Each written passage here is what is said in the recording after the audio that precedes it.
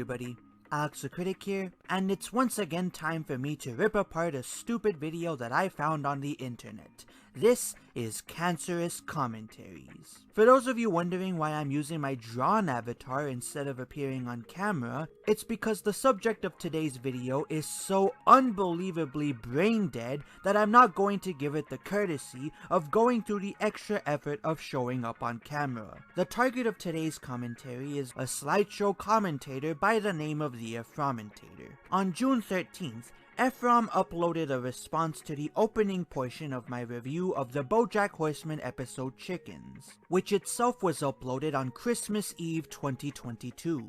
He took issue with the criticisms I raised towards the introduction of commercial farms in the world of BoJack Horseman, and as I mentioned before, the arguments he presents are so stupid as to defy reality, which is why I'm here to debunk them. With all of that out of the way, let's get started. Tonight's commentary is on Alex the Critic. A critic by the name of Alex, I assume.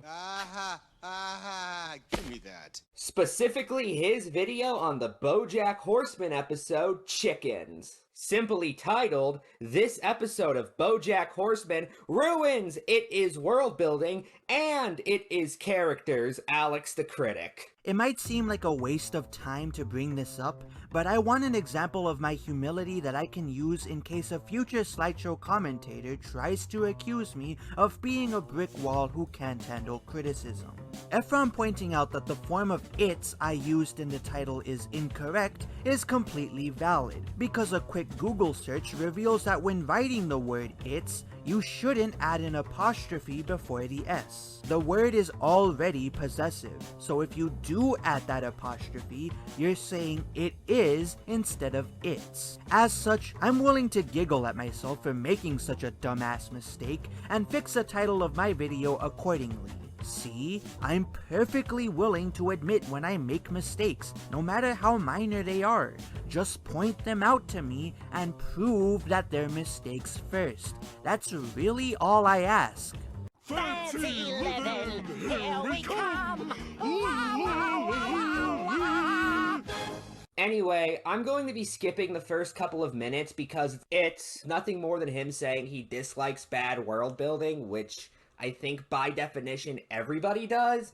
I mean, are there any bad world building fans out there? By definition, if you think something is bad, you don't like it, but blah. First of all, not everybody watching my video might be able to articulate why bad world building is a problem, and would probably appreciate me providing an adequate explanation for them. Sure, that might not be the starting point of everyone who watches this particular review of mine, but would it really be that wrong to cater to those outliers by providing them with a decent explanation as to why bad world building is an issue? It's called being thorough.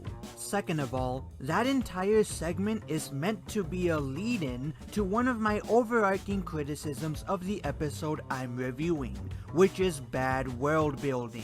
I also provide some easy to comprehend examples within that segment of bad world building, which again would help casual viewers to better conceptualize why it's a problem worth pointing out. If your story takes place in the real world, then it must adhere to basic facts about our reality, such as the existence of gravity, the rising and setting of the sun, etc. If you don't do that, and instead write in things that don't conform to real-world logic, such as people being able to breathe underwater, without any reasonable explanation, then you're going to turn your audience against you, because people don't like to be told something that contradicts what you told them earlier.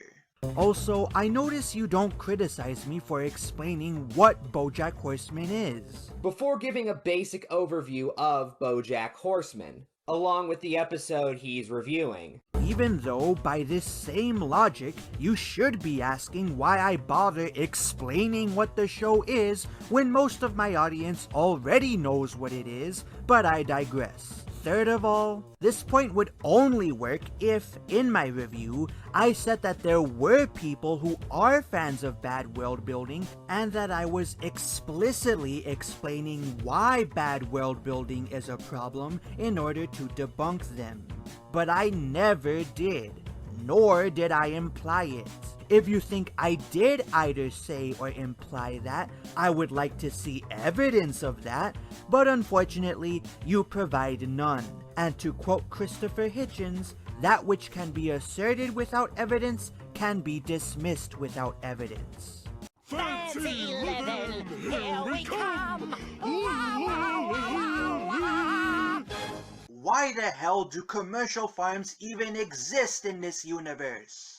Seriously, chickens are one of the many species of animals that are anthropomorphized on this show, so there should be no way in hell that people would be okay with killing and eating them, let alone paying for the privilege of doing so.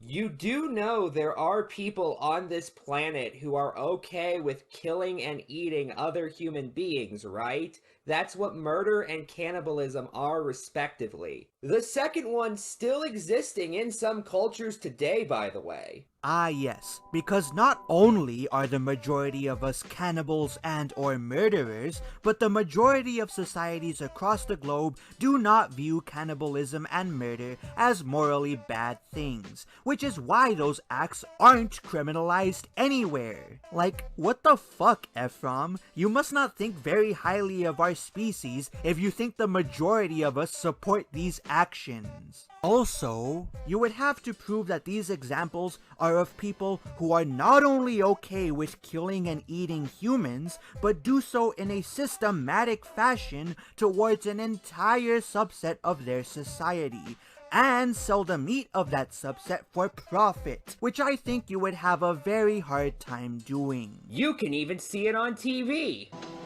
Don't worry, Mom. I know all about cannibalism. I saw it on TV. See?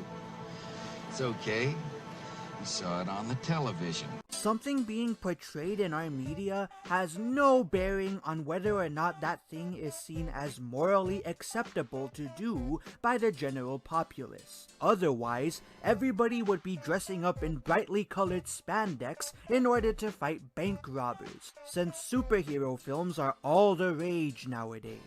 What's effectively being done here is a genocide that's even worse than what the Nazis did to the Jews. I've been sitting here for like 20 minutes trying to think of a comment, and I got nothing. I think this actually broke me. That is not an argument. Because at least in Nazi Germany, Jews were only slaughtered and forced to work in concentration camps. And experimented on, and forcefully starved to death, and a bunch of other terrible shit. Like, what the fuck? Okay, so being slaughtered and forced to work in concentration camps weren't the only things that happened to Jews during the Holocaust. I concede on that point. However, does that really mean that what the chickens of the BoJack Horseman universe are going through isn't worse? Like, if I were given the choice between going through the Jewish Holocaust or the chicken Holocaust, I would choose the Jewish one, because not only is there a chance that I could be freed in the foreseeable future if I went with the Jewish one, as in the real world, enough people in Western society opposed what the Nazis were doing that they were willing to go to war over it, unlike the people of the BoJack Horseman universe, who, as I explained in my review, don't seem to care much that chickens are going through a far worse genocide in their own country.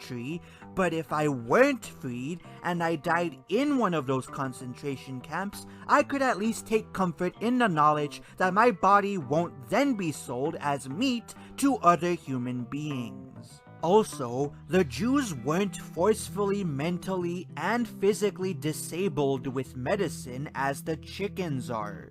At least not to a major extent, since I know you're gonna bring up the experimentation, nor were they bred in captivity for the specific purposes of being sold as meat to other humans. chickens, which would make it much more sensible for one to choose to go through the Jewish Holocaust if one were forced to choose.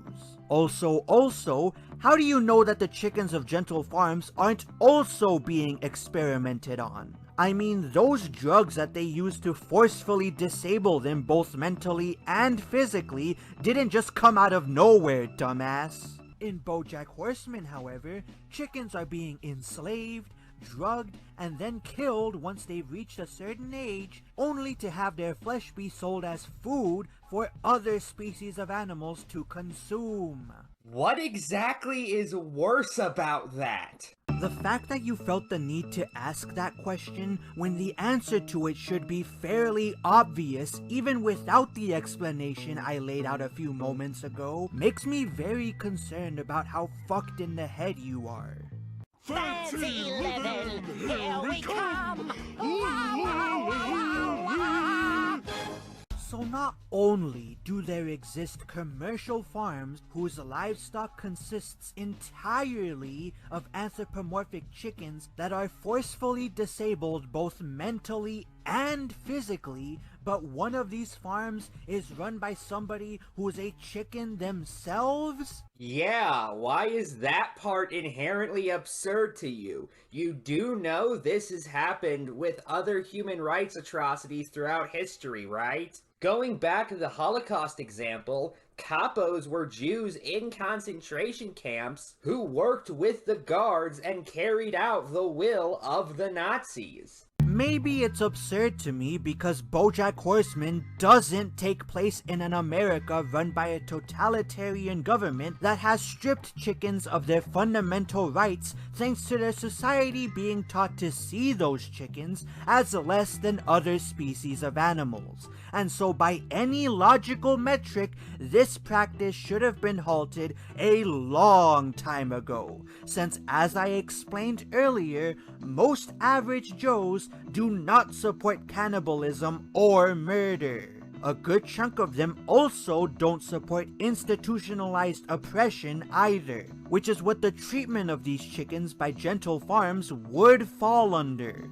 BoJack Horseman takes place in the same country and culture that nearly ruined the life of Nick Sandman for merely smiling condescendingly at a Native American during a protest. And yet the writers of Chickens expect me to believe that the American people would actively support a genocide being perpetuated within their own borders? I call bullshit. Where the hell is this universe's version of PETA, and why aren't they doing anything about this? Who's to say they're not, and we just aren't seeing it in the episode because it's not particularly relevant to the plot at hand? What the fuck do you mean it's not relevant to the plot at hand? The main plot of the episode I'm reviewing is about Todd, Diane, and Kelsey trying to secure Becca's safety. Whether or not organizations like PETA exist in the universe of BoJack Horseman is absolutely relevant,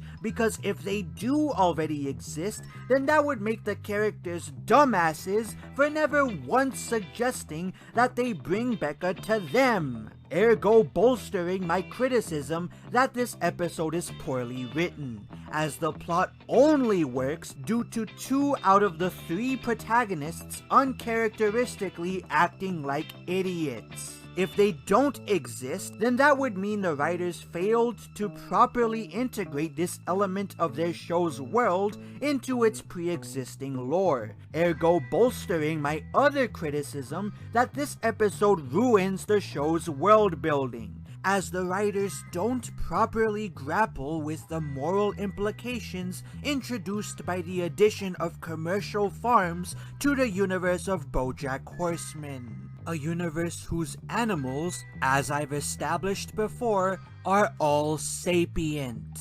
Forget PETA, why the hell is the American government not doing anything about this? Because when I think of preventers of genocide, I think the United States government. First of all, the genocide of the Native Americans began far before the United States government ever formed, so it isn't exactly fair to pin the entire thing on us. Second of all, intentional warfare was not the sole reason for the genociding of Native Americans. What I mean by that is that a good chunk of our continent's indigenous population were killed off by the accidental arrival of diseases like smallpox, which the natives weren't immunized against, and thus were at a much greater risk of dying from than the Europeans, who had centuries to build up resistance to the disease. And while there was at least one documented case of European colonialists handing Native Americans smallpox-infected blankets in order to exterminate them through biological means, the spreading of them was, as I just said, a complete and total accident, as we as a species didn't have a proper understanding of how diseases were spread back then. Third of all, the genocide of the Native Americans was not for the purposes of selling their bodies as meat for profit to other groups of people. Nor were they forced into concentration camps where they were then bred and then physically and mentally disabled with drugs. They were instead shoved off into reservations. While I think we can both agree that this was wrong, you're still at the end of the day making an apples to oranges comparison. Fourth of all, did you just forget when all of this shit happened, Ephraim? This stuff happened well over 200 years ago. It's not like we're still genociding the Native Americans. I don't even think they have anything we want anymore. Legal reasons, that's a joke. For legal reasons, that's a joke. For serious Indian mafia, please don't kill me, that's a joke. If this show took place in colonial America, you might have had a point, but as I've stated before, it doesn't. BoJack Horseman takes place in modern day America, so stop appealing to historical atrocities that don't meet the criteria established by the show. If the genocide isn't being perpetuated in the modern day, wasn't done for the purposes of selling the bodies of the victims as meat to other human beings, and wasn't accomplished by the same methods, then you can't use it as an example. Fifth of all, not only have we stopped genociding Native Americans, but there are also cases of us helping them out. For example, the name change of the Washington Redskins, the push to change Columbus Day to Indigenous Peoples Day, and last but not least, children at American schools being taught about the atrocities that our country committed against the Native Americans. While there is much more we could be doing in order to uplift Native Americans, it's not like the survivors of the indigenous genocide have been entirely left out to rot. Unlike the chickens of BoJack Horseman, who, so far as we know, have not received the same treatment. Once again, you're making an apples to oranges comparison. Sixth of all, we participated in World War II in part to stop the Holocaust, you moron. Yes, we also engaged in some horrific practices during the war, such as shoving Japanese Americans into internment camps, but that still doesn't negate the fact that we stopped the genocide of the German Jews. Is our government perfect? No. But that doesn't mean that everyone working within it is a goddamn sociopath, nor that contacting them about what's going on with the chickens would be a bad move to make. After all, we don't know for sure if the US government of BoJack Horseman is for or against commercial farms, right? But Alex, the writers are using Gentle Farms as an allegory for real-life commercial farms. They're satirizing how nonchalant we are about our cruel treatment of livestock. Yeah. Here's why this plot doesn't work on an allegorical level either. See, in the real world, chickens do not have the same level of intelligence as human beings do. Their cognitive functions begin and end at eating, sleeping, and fucking. Actually, we find chickens to be about as intelligent as young children at least. This is an irrelevant argument, and let me explain why. 1. Chickens stay at the level of infant children in terms of intelligence, whereas most infant children grow up into sapient creatures that are capable of doing far more than just eating, sleeping, and fucking. And 2, I go on in my review to talk about sapience, not general sentience. Find me a real-life chicken who can do math, build a house, or at least question why it exists, and I might be able to buy this as an allegorical tale. So possessing object permanence doesn't make the lives of chickens as valuable as the lives of humans, which is what my entire argument hinges on. As I said in my review, find me a chicken that can do math, build a house, or question its own existence, and the plot of this episode would work on an allegorical level. That doesn't mean they can't feel pain or that they can't be horribly mistreated, but it does mean that their lives are much less valuable than the lives of humans. And as a result, we don't really care about the horrors of commercial farming because it doesn't negatively affect us. And an argument can be made that it doesn't negatively impact the environment either. Okay, first off, an argument can be made? Well, is that argument correct? Because if not, this statement is utterly pointless. Oh wow, a genuinely good point. Well, you know what they say, broken clocks are right twice a day. Hey, that rhymed.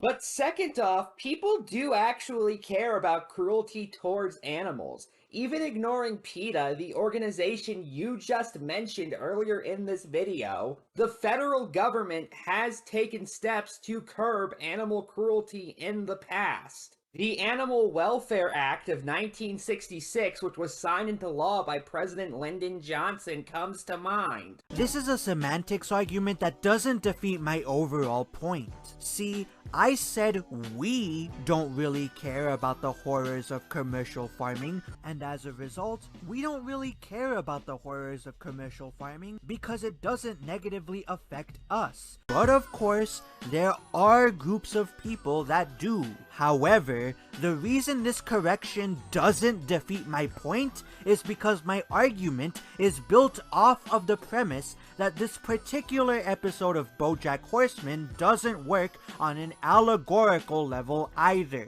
as the lives of real-world chickens aren't generally seen as holding the same value as the lives of humans.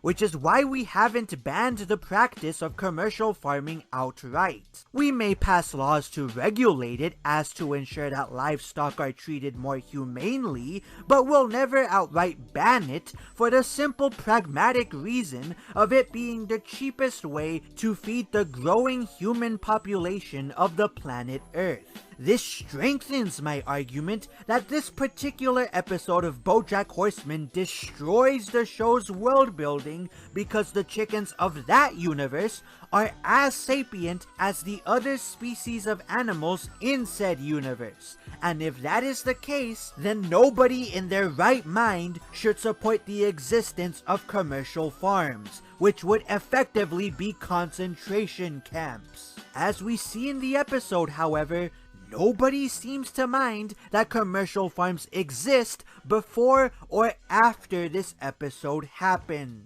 You see how bringing up that some people in the real world are against commercial farms doesn't refute my actual criticism? Yes, it's a mistake in my wording, but it doesn't really affect my point. Hell, even in universe, we can tell that some care for these animals must exist, if only because Gentler Farms is using sympathy for these animals as part of their marketing strategy.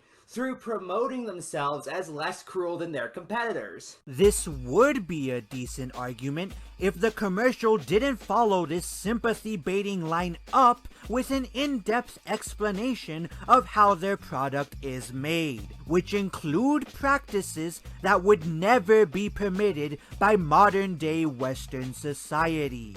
But wait, Pa, aren't we chickens? I don't want to get eaten. Boy, these animals aren't like us. They're specifically bred to be eaten and genetically modified for maximum flavor. When our chicks are first hatched, we lovingly inject them with natural, delicious hormones, which makes them meat, thereby erasing any moral gray area. Now you can feel good about eating our meat. The people of this universe are truly against this practice, as they should be, then these commercial farms shouldn't exist in the first place. Or at the very least, they would have been outlawed decades ago. The writers introducing them into the series anyway without a proper explanation is sloppy world building that ruins the moral compass of the show's characters. The chickens in the BoJack Horseman universe, however, are, as I explained earlier, on the same level of sapience as human beings are. The anthropomorphized ones, yes. However, the chickens that are being consumed for meat are not anthropomorphized and not on the same level of sapience. You even played the clip of Gentler Farms saying that they were specifically drugging these chickens with hormones to make them less sapient than they are. The chicks that Gentle Farms hatch start off on the same course of mental development as quote-unquote friend chickens, which is why their lives are shown side by side in the advertisement. When the employees of Gentle Farms drug these infants so that they lose their sapience, that doesn't suddenly mean that they've become de-anthropomorphized. Also, if they weren't anthropomorphized, then why would they need to be drugged in order to strip them of their sapience? But Alex, how do you know that's explicitly what the drugs do? The ad straight up said the drugs, quote, makes them meat, thereby erasing any moral gray area. When our chicks are first hatched, we lovingly inject them with natural, delicious hormones, which makes them meat, thereby erasing any moral gray area. How are we, the audience, supposed to interpret that line other than these are sapient creatures that are being medically stripped of their sapience, killed, and then eaten? Also, if these chickens weren't already anthropomorphized, then why would a moral gray area exist when eating them at all? And why do they look like the anthropomorphized chickens of BoJack Horseman instead of real-world chickens? Last but not least, as the episode goes on to show us, Becca is able to say Todd's name after not only being taunted by Todd, but also recognizing him. Becca, where are you? Becca, are you... Becca. Is this you? Becca? Oh, I found her! Diane, this one's Becca! If Becca and the other food chickens aren't anthropomorphized, then how did she say his name, Ephraim? How did she say his name? Thus the comparison is completely unfounded, because nobody in the real world is advocating for the enslavement, murdering, and eating of an entire segment of our population. I mean, maybe not that third thing, but I promise you there are groups right now, neo-Nazis for example, who are advocating for the enslavement and murder of large portions of the population. No. You don't get to just ignore that third qualifier. If the group isn't arguing for the enslavement, murdering, and eating of a subset of our population, then you cannot use that group as your counterexample. For the allegory of this episode to work, we specifically need to find a group in the real world that matches all three of those descriptors. I would be able to forgive something like this if Gentle Farms was some foreign company located far away from where our protagonists live, So, let me make sure I get this straight, Alex. This thing that you have spent the entire review thus far calling stupid becomes less stupid when it takes place in a different country? Yes. If the atrocities committed by Gentle Farms were happening in a different country entirely, it would be much harder from a logistical standpoint for our American protagonists to do much of anything to stop it, which would mitigate the issue of their moral compasses being broken by this episode. After all, I wouldn't blindly consider a single black mother who works 2 jobs and lives on welfare a monster for owning a shirt that was made by Chinese sweatshop workers, since she not only has much bigger things to worry about than what led to the creation of the shirt she bought, but she might not have much money to spend on clothes anyways, and thus the shirt's cheapness was probably the only factor she could meaningfully consider before buying it. Gentle Farms, on the other hand, is set in the United States, which not only has the most stringent labor and social justice laws in the world, but it also has citizens that would generally be against the methods that Gentle Farms uses to produce its food. The protagonists of BoJack Horseman are also incredibly privileged people who definitely do have the time and resources to devote to caring about this issue, and yet they promptly forget about it after this particular episode ends. How does that not make them monsters? How does that not make Gentle Farms being based in the US a stupid creative choice that ruins the world building of this show? On top of that, if Gentle Farms was located in, say, a country with next to no business regulation laws, a country that might even have a culture which already sees chickens as less than other species, and so has no qualms about subjecting them to the horrors of commercial farming no less, then they could mask their heinous actions with flowery marketing that disguises their operation, which would make it that much harder for anyone to do anything about it. For an example of this, take a look at China's Muslim concentration camps. Nothing practical is being done about them, not just because of the logistical hurdles involved in stopping the atrocity, among which would be provoking World War III, but also because several US corporations do business with the Chinese and don't want to piss them off, lest they all lose that precious revenue stream. On top of that, China routinely disguises what they're doing to their Muslim population as, quote, re-education, and insists that the detainees of these camps are staying there voluntarily. So yes, Gentle Farms being based in a foreign country would be a lot less stupid than them being based in the US. I could keep going, but I think I've already proven how meaningless this interjection is. What kind of sense does that make? A hell of a lot more sense than this shitty response of yours does, I can tell you that much. Or if our protagonists had no direct involvement with Gentle Farms' actions. As this episode will show us, however, they not only have intimate knowledge of what this company is doing and how they're doing it, but they have actively tried to stop them. But I thought you just said nobody cared about it. Now you're saying that actually not only do the protagonists care about it, but they care so much as to attempt to stop it? What the fuck are you going on about? Hey dumbass, the protagonists didn't give a shit about Gentle Farms and what they were doing until they ran into Becca. My issue is that once the events of this episode unfold, our protagonists do absolutely nothing to put an end to the chicken genocide being perpetuated in their universe, and pretty much act as though it never happened. Which not only makes this episode completely pointless to the overarching plot of BoJack Horseman, but also makes the existence of Gentle Farms stupid. Why introduce something that shouldn't exist in your universe to begin with, and then neglect to address the moral implications of its existence for the rest of the series? That's sloppy world building and bad writing. It would be like if I created an anime about a squad of magical girls, and in the second episode, I had the members of that squad discover that their leader has been killing and eating cats for no logical reason, which they then spend the rest of that episode trying to stop.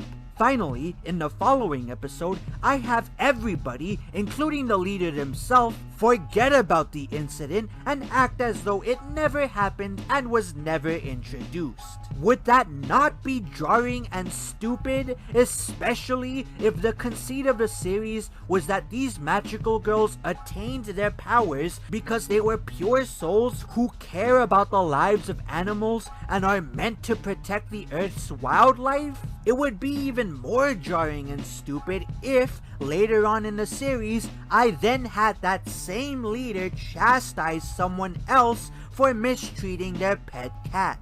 You can't do something which breaks the entire concept of your series and expect people not to criticize you for it, only to pretty much give up and return to their lives by the end of it. That makes each and every one of them total monsters for allowing something like this to go on within their own country. What do you mean by allowing it? What are you expecting them to do? Weigh political influence most of them don't have to get this shut down? Yeah, because it's not like they could form organizations to combat this, or organize boycotts and marches to campaign against what Gentle Farms is doing or anything. It's not like that's exactly what Diane tried to do when confronting the issue of a celebrity named Hank Hippopopoulos sexually abusing women. No. Marginalized people never do anything when they're faced with problems that affect them. They just grin and bear it, right? That stupidity aside, the episode seems to be taking my side, as it ends on an ironic still shot of Chicken for Days employees updating their customer served sign in front of a long line of customers right after Diane comments about how they really made a positive impact in the world by helping free Becca. I think it did. I think we made a difference. A small one, but a difference. Yeah, I think we did too. I think we really changed things for the better. They haven't really done anything to stop this chicken genocide that's happening in their own backyard. But Alex, BoJack Horseman isn't about stopping a chicken genocide, it's about the trials and tribulations of its eponymous main character and his circle of friends. Well, maybe the writers of this episode should have thought about that before they wrote a plot that completely ruins their show's world building and characters, and breaks the moral compass of this show. Think about it. The only reason we care whenever other characters chew BoJack out for being a shitty person is because they're usually much better people than him. And because they're right in their criticisms of BoJack, that's also really important. In fact, I'd argue more important than them directly being good people. Yeah, but that's what's implied when I describe BoJack as a shitty person in that sentence.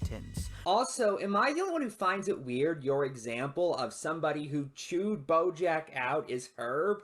Given not only was he dead by this point in the show when this concept was introduced, but because of that, we don't actually know what he thought of these chicken farms. He could have been firmly against them in universe for all we know and consistently campaigned against them. That's possible. You saying this breaks the moral compass of the universe and your example being somebody who we don't know their opinion on the issue you're talking about is just nonsensical. Arguing that Herb shouldn't be used as my example, as he died before commercial farms were introduced into the universe of BoJack Horseman, and thus we can't possibly know what he thought about them, is complete bullshit. If the writers of BoJack Horseman cared enough about their world building when adding commercial farms to their universe, then they would have made the effort of alluding to the struggle of chicken kind in the climactic scene of The Telescope, where we see pictures of Herb's humanitarian accomplishments. God, Herb, Herb, you met President Clinton? Oh yeah, many times. Did you think that I spent the last 20 years on my couch just feeling sorry for myself?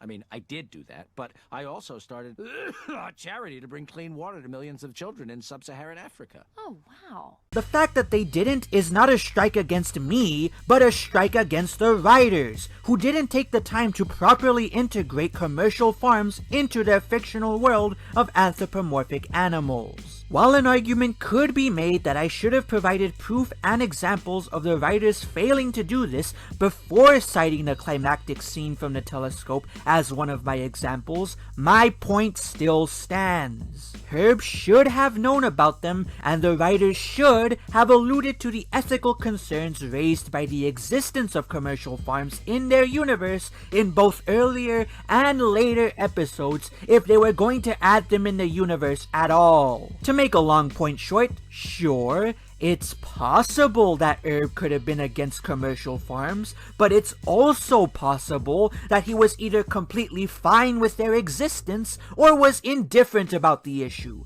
which isn't much better, since again, the writers didn't take the time to properly integrate commercial farms into their universe by alluding to their existence in both earlier and later episodes. Anyway, that's all I want to cover, so final thoughts? I just watched 10 minutes of a guy talking about the chicken genocide. I don't know what else to say. Good night and good luck.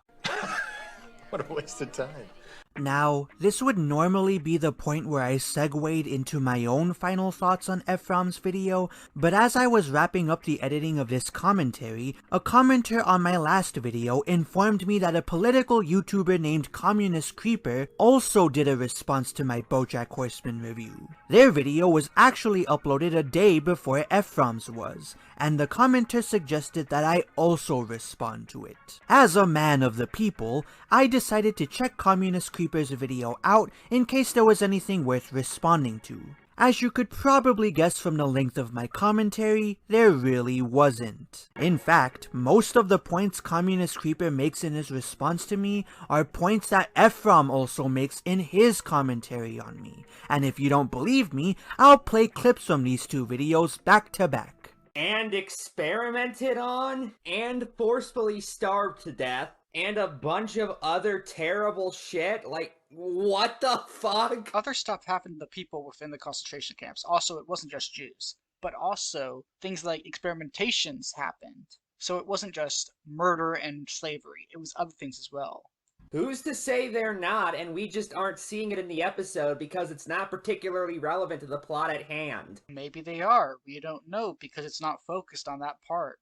It's more focused on consumerism than PETA. Because when I think of preventers of genocide, I think the United States government. Ah yes, the American government, famous for being against genocides. And don't look at the Native Americans. Don't look at all the stuff that happened over the past 200 years. Don't look at that. Since I really just want to get this commentary out of the way so that I can go back to reviewing cartoons, I'm only gonna respond to the portions of Communist Creeper's video that contain original arguments. With that said, Creeper, the floor is yours. So the episode he's going to go over is about a chicken farm, and you might be thinking, oh, there's animals in that world, so therefore there can't be chicken farms. Well, the episode explains it. In fact, Alex the Critic shows that the episode actually explains it, he just doesn't care for some reason.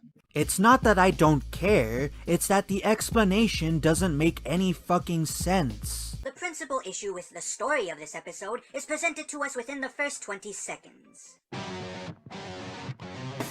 Son, did you do your homework? I want to do my homework. What? I want chicken for days. Oh, it's chicken for days. It's chicken for days. Everybody's having fun at chicken for days. I got a drumstick. I got a bucket full of mystery stuff. Chicken for Daisy, totally crazy. Don't ask questions, just keep eating. Now you will notice that it says, don't ask questions, just keep eating. Well, that's the issue with what's going on in this world. People are just mindlessly consuming, and it's a critique of mindless consumerism. That's the whole point. First of all, even if that were the case, which is debatable, how does that justify the existence of commercial farms in the BoJack Horseman universe? People may generally be mindless consumers, but that doesn't mean they would openly support concentration camps. Second of all, there being a reason for making a poorly written creative choice doesn't negate the fact that you made a poorly written creative choice. You're not supposed to agree with the people actually eating these chickens because these chickens, we know, actually have human functions. People are just breeding them to specifically to be eaten, so they use hormones to make them less smart. Which, yes, that is very messed up. That is the whole point of the episode. It's supposed to be messed up. You're not supposed to agree with it. Man, you better tell that to Ephraim, because he just got done telling me that the chickens of Gentle Farms aren't anthropomorphized. The anthropomorphized ones, yes. However, the chickens that are being consumed for meat are not anthropomorphized and not on the same level of sapience. You even played the clip of Gentler Farms saying that they were specifically drugging these chickens with hormones to make them less sapient than they are. Also, my issue isn't that I can't agree with what the protagonists are doing. It's that commercial farms shouldn't exist in the world of BoJack Horseman to begin with. With all of that in mind, we the audience are left to ask a very important question. Why the hell do commercial farms even exist in this universe? The answer to that's quite simple. Capitalism. People are mindlessly consuming, so they don't think to themselves, wow, this is messed up that we have these creatures that are the same species as some people that we are equal to. No one's thinking. People are just brainless, and they are mindlessly consuming.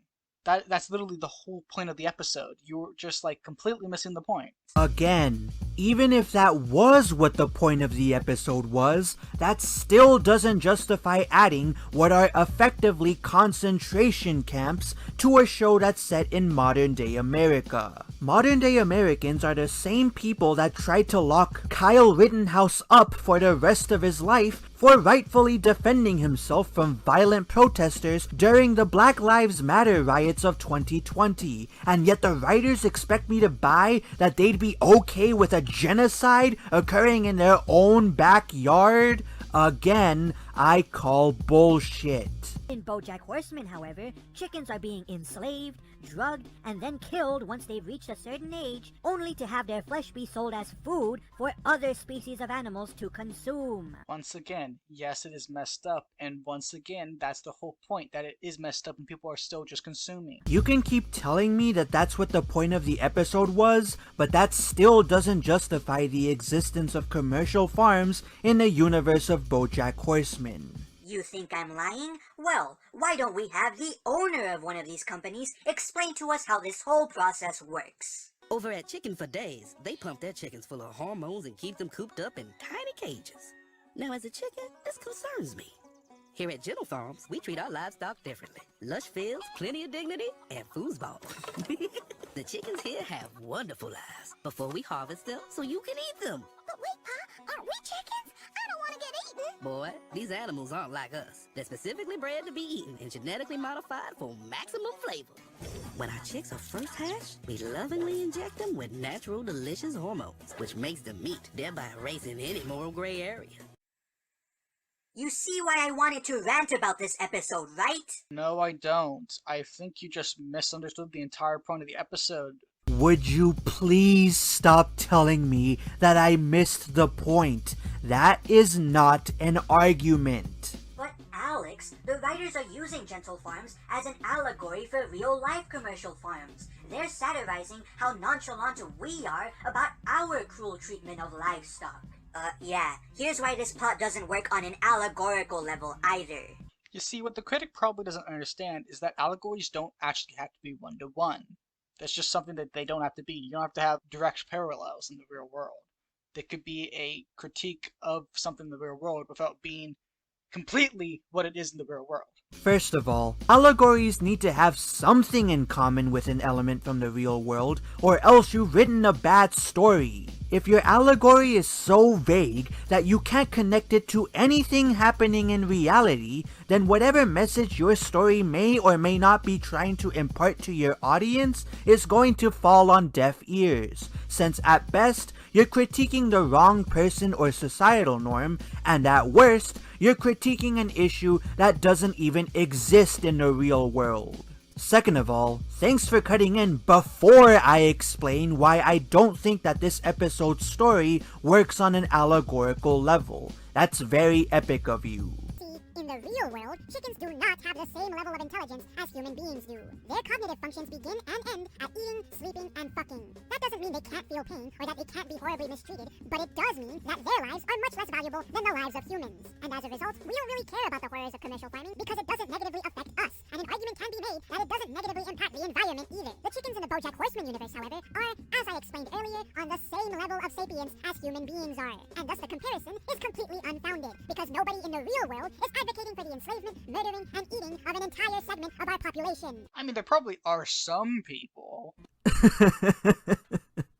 I love how I present a lengthy, detailed, and thoughtfully considered argument as to why the story of this episode doesn't work on an allegorical level, and the best rebuttal Communist Creeper can give me is, well, there probably are some people in the real world that advocate for that. I mean, sure, but there are not enough advocates of those three things in the United States to support and run multiple concentration camps at a profit.